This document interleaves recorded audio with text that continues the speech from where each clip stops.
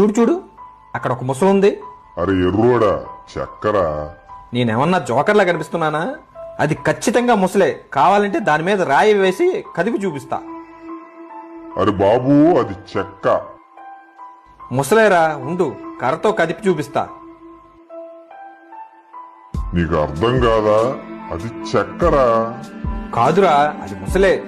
నీళ్లు చల్లితే కదిలిద్దు చూడు. వీడు చూడు, దీని మీద ఎక్కి చూపిస్తా. అరే, వీడు చెప్పింది నిజమే. చెక్క కాదు, ముసలే. కాదురా బాబు, అది చెక్క. ఈ కథలో నీతి ఏంటంటే, ఒక విషయం గురించి పదే పదే చెప్పి నమ్మించాల్సిన అవసరం లేదు. అలా చేయడం అది నీకే ప్రమాదం.